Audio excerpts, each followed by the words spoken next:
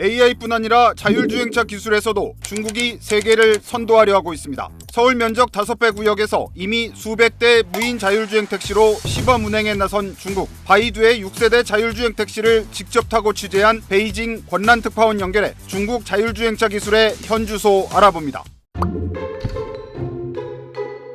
중국 빅테크 기업 바이두의 무인 자율주행 택시를 시승하러 우한시에 직접 다녀오셨다고요? 네, 우한하면 대부분의 사람들이 아마 코로나부터 떠올리실 겁니다. 그런데 중국 내에서는 이 우한을 어떻게 보느냐? 무인 자율주행차의 도시다, 이렇게 보고 있습니다. 왜 우한이 이렇게 불리고 있느냐 하면 우한에서 가장 많이 그리고 가장 활발히 이 무인 자율주행 서비스가 운영이 되고 있기 때문입니다. 현재 우한에는 바이두뿐만이 아니라 다른 브랜드들의 무인 자율주행차 그리고 무인 버스까지 다 합쳐서 약 1000대 정도가 운행이 되고 있습니다. 우한이 이렇게 무인 자율주행차에 좀 진심인 이유 뭐가 있냐면 우한의 지리적인 특성에도 관계가 있습니다. 지도를 보면 우한이 후베이의 성도거든요. 중국의 중원에 위치하고 있기 때문에 우한을 중국의 배꼽이라고 부르고 있습니다. 사통 발달의 도시이기 때문에 교통이 그만큼 발전을 했고 운송과 물류가 또 발전을 한 곳입니다. 이렇게 교통이 발달한 곳이다 보니까 우한 정부 같은 경우에도 조금 더 욕심을 내게 되고 그래서 커넥티드카의 도시로 좀 성장을 해보자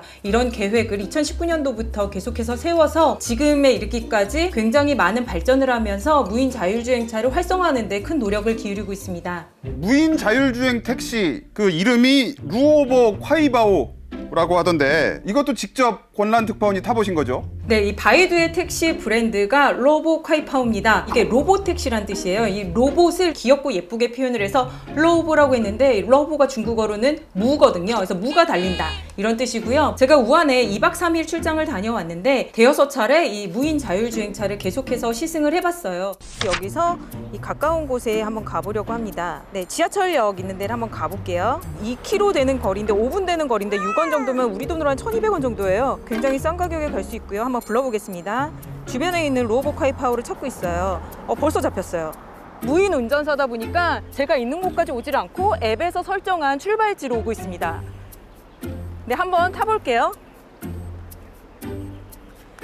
이제 여길 타려면 제 전화번호 뒷자리 4자리를 눌러야 돼요.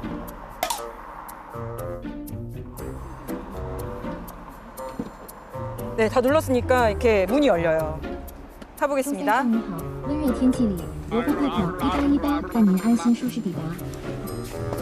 모니터에 표시된 이제 운행 시작 버튼을 누르면 되는데요. 이거를 이렇게 밀면은 운행이 시작이 됩니다. 핸들 움직이는 거 보이시죠?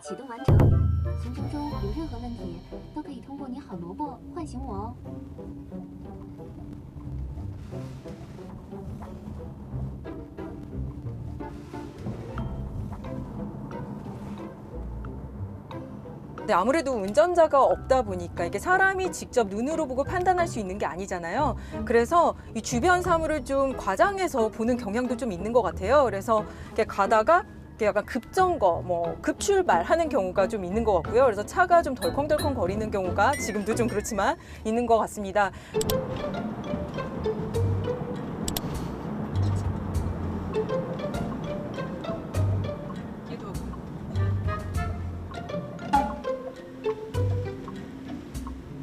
유턴?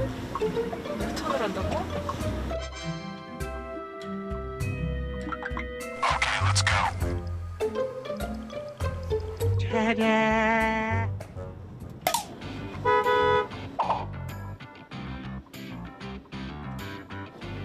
지금 앞에서 사람이 나타났더니 이 로보 콰이파오가 자기 스스로 클락션을 울리면서 비키라고 하는 모습도 볼 수 있었습니다. 이 앞에 있는 장애물이나 주변의 차량 이런 것들을 스스로 감지를 해서 이런 상황을 판단을 해서 이런 행동으로 옮기는 겁니다. 필요한 요구사항이 있으면 어떻게 하냐? 바로 이 차에게 얘기를 합니다. 차에게 얘기를 하면 이 차가 알아서 모든 명령을 수행을 해주거든요. 그럼 한번 창문을 열어달라고 얘기를 해볼게요. 니하오 로보, 다카이 조처더 처창. 车窗已调节，左前车窗最大支持打开50%哦。 네, 50%가 열렸다고 지금 얘기를 하고 있고요. 다시 창을 닫아달라고 해볼게요. 关闭车窗. 右后车窗已经关闭了哦。关闭主车的车窗. 左侧车窗已调节。 네, 이 차가 왜 처음 명령했을 때 안 들었냐면 제가 오른쪽에 앉아있는데 네가 앉은 쪽에 차의 창문은 닫혀있다 이 얘기를 하는 거예요. 그래서 제가 왼쪽에 있는 창문을 닫아달라 그랬더니 그때서야 그 명령을 수행을 합니다. 그만큼 오른쪽에 있는지 왼쪽에 있는지 또 이 승객이 오른쪽에 타고 있는지 왼쪽에 타고 있는지를 스스로 판단을 하고 있다는 겁니다. 또 저희 앞쪽에 보면은 또 다른 무인 자율주행차가 가고 있어요. 그렇듯이 우한에서는 이렇게 무인 주행 자율차를 시내에서 쉽게 볼 수 있는 모습입니다. 如遇问题，请联系客服。是否需要打开后排车门？ 2호 로보 다카이 첨원. 侧滑门已打开。 네, 제가 명령을 하니까 이렇게 차가 스스로 문을 열어줬어요. 이제 내려보겠습니다. 이제 제가 이 문을 닫으면 이 차는 운행을 마치고 출발하게 됩니다.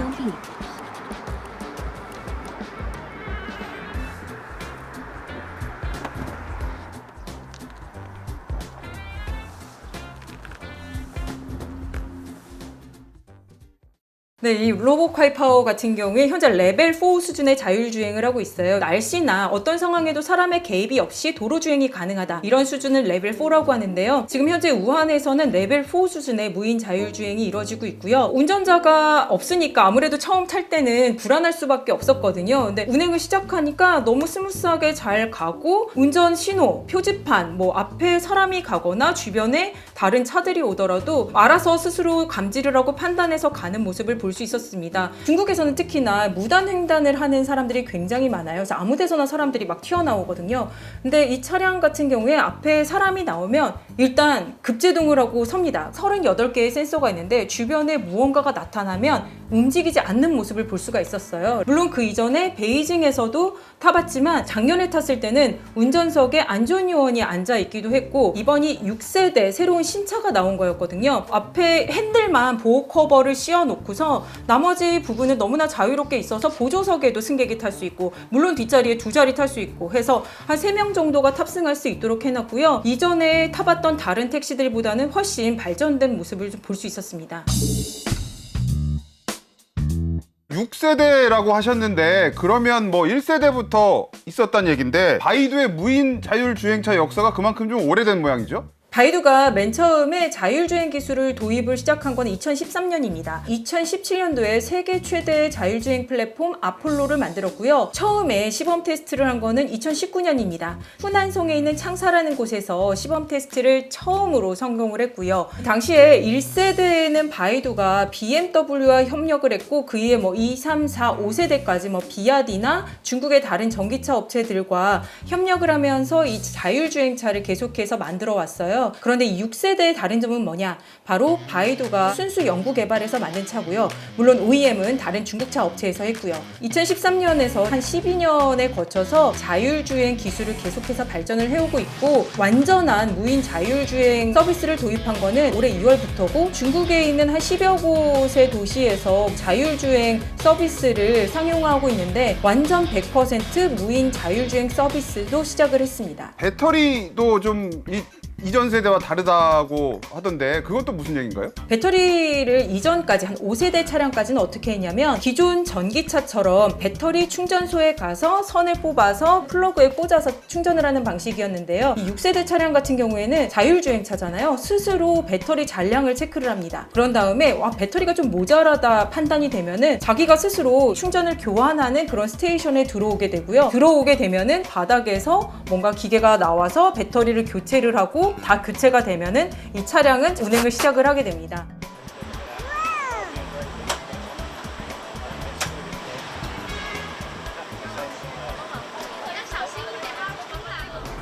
지금 로보카이 파워가 스스로 저 배터리 교환소에 들어가서 배터리를 교환을 했습니다. 이 바닥에서 교환을 하는 시간이 불과 몇 분이 걸리지 않았고요.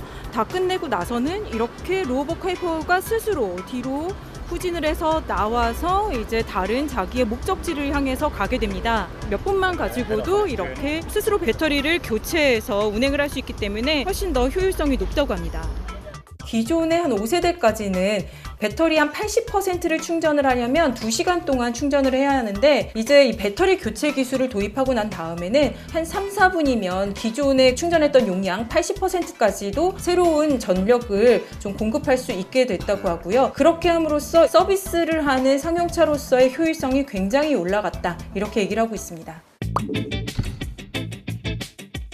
이게 지금 실제로 뭐 이 활용이 되는 건가요? 아니면 시범 단계인 건가요? 실제 이용객들의 반응은 좀 어떻던가요? 물론 우한에서는 시범구에서만 이 무인 자율주행 택시가 운행이 가능해요. 근데 그 시범구의 면적만 서울 면적의 한 5배가 되기 때문에 굉장히 큰 면적에서 운행을 하고 있는 겁니다. 그리고 바이두의 무인 자율주행차만도 한 500대에 달하고요. 무인 자율주행차를 이용하는 승객들을 여러 분 만나보니까 그들이 하는 일성을 딱 2가지로 압축이 되더라고요. 하나는 편리함, 하나는 체험이었습니다. 아무래도 우한의 시범구에서만 운행을 하고 있으니까 일부러 이 지역에 와서 이 택시를 체험하려는 사람도 굉장히 많았고요. 그리고 이렇게 기사가 없는 무인 자율주행차를 타보니까 참 편리하다 이렇게 말하는 사람이 많았는데요. 바이두의 무인 자율주행 택시가 우한에 도입된 게 2022년이었는데 그때부터 지금까지 한 3년 넘게 자기는 무인 자율주행차만 한 수십여 차례 탔다 이런 승객분도 만나 뵀거든요. 没有人比较怎么说呢，大胆一些吧，啊，是吗？就是比较自由一些。另外的滴滴七驱车呢？可能有司机比较拘谨一些吧。我坐几百次了，我坐三年了吧。弱过快跑吗？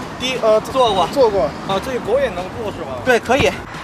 你好，萝卜，关车门。 바이바이.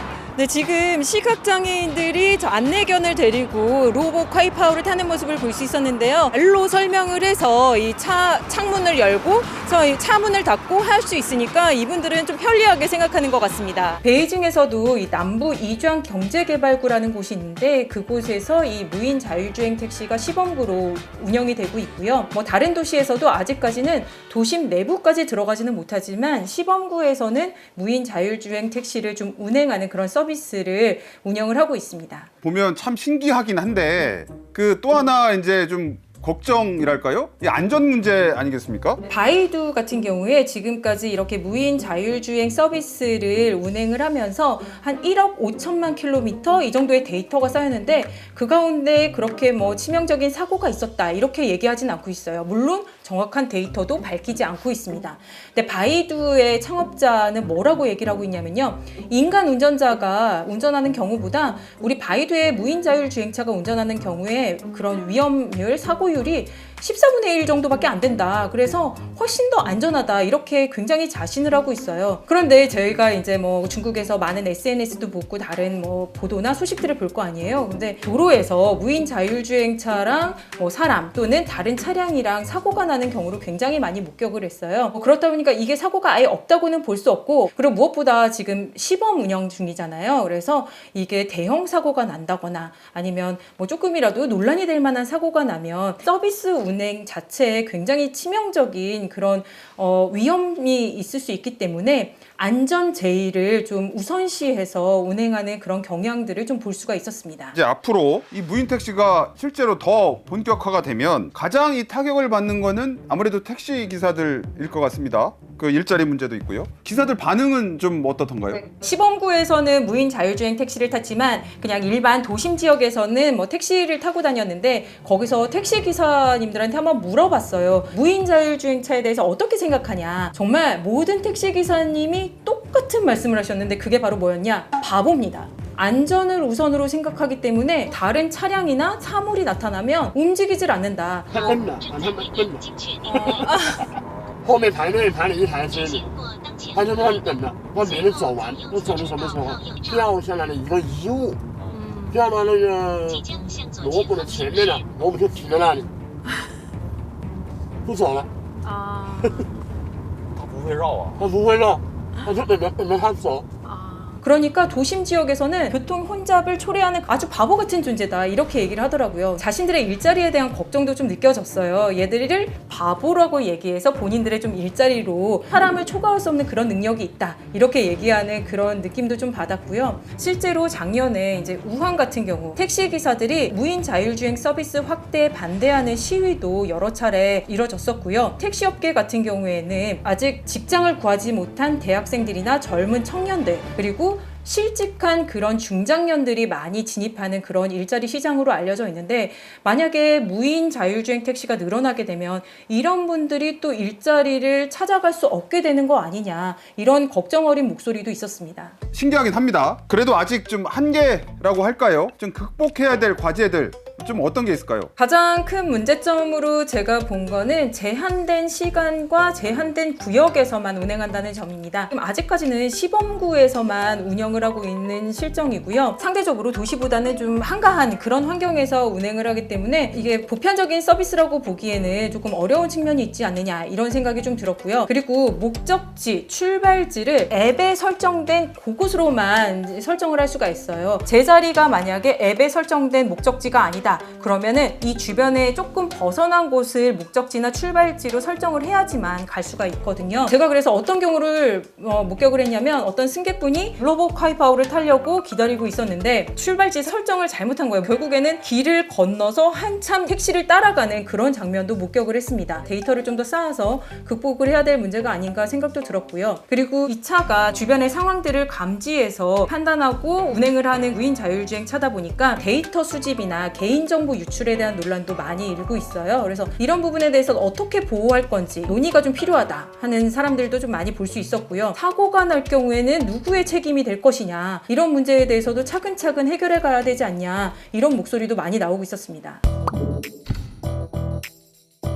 우리나라도 그렇고 미국도 그렇고 무인 자율주행차 미래 기술로 보고 시험 단계 중이잖아요. 근데 중국처럼 이렇게 뭐 엄청난 구역에 걸쳐서 엄청난 대수로 이런 정도의 시범 운영은 좀 아닌 것 같은데 중국이 이렇게 저 무인 자율주행차 기술에 총력을 쏟는 이유 뭐 어떻게 봐야 될까요? 사실 작년까지만 하더라도 이 중국 같은 경우에 우리가 미국에 비해서 좀 많이 뒤처졌다. 특히 생성형 AI나 이런 분야에 있어서는 미국 기술을 언제쯤 따라잡을 수 있을까 이런 우려도 되게 많았고 그래서 작년에 중국 최대의 정치 행사인 양회에서 AI 플러스 운동이라는 산업 육성책도 내놨었어요. 이게 뭐냐면 국가 주도적으로 첨단 산업, 기술 집약형 산업들을 발전을 시켜서 미국을 좀 따라잡아 보자 이런 의미였거든요. 근데 딥시크가 나온 이후에 우리가 어느 정도 단계에 좀 이르렀다 그렇게 생각을 하고 있고 또 올해 양회에서도 이 AI 플러스 운동을 지속하겠다 이런 얘기를 했습니다. 그러면서 올해 과학 예산만 우리 돈으로 약 80조 원을 배정을 했어요. 지난해에 비해서 한 10% 늘어난 거고요. 지난해 처음으로 AI 플러스 운동을 들고 나왔을 때도 그 전년 대비 10%가 또 늘어난 액수의 예산을 배정을 했었으니까 2년 연속 이 과학기술 분야에만 10%씩 증액을 해온 거예요. 그만큼 이렇게 첨단 산업 분야에 있어서 우리가 주도적으로 해나가겠다 이런 의지가 굉장히 강한데요. 그 이유 중에 하나는 최근에도 보이겠지만 미국과의 기술 경쟁, 패권 경쟁에 있습니다. 아무래도 지금까지 미국의 기술 봉쇄 때문에 제대로 우리가 발전해오지 못했다 이런 생각들이 있어서 기술 자립에 대한 필요성을 굉장히 많이 체감을 하고 있었거든요. 딥시크 등장 이후에 어느 정도 수준에 도달을 했고 또 무인 자율주행차 같은 경우에도 테슬라도 무인 자율 기술을 계속해서 개발을 하고 있고 미국에도 웨이모라는 무인 자율주행 택시가 있잖아요. 거기에 비해서 우리가 조금 더 발전돼 있다 이런 자신감을 가지고 있고요. 좀 더 앞서 나가서 미국과의 경쟁에서도 얘네가 더 이상 넘보지 못하는 그런 선두 자리를 좀 나가야겠다, 선점을 해야겠다 이런 생각을 갖고 있는 것 같습니다. 지금 보면은 무인 자율주행차 같은 경우에 2030년까지 177조 원 그 시장 규모가 그 정도 된다고 하는데요. 그 시장에서 우리가 좀 선점을 하게 되면은 세계 최고가 될 수 있지 않을까 이런 생각을 좀 품고 있는 것 같은 느낌입니다.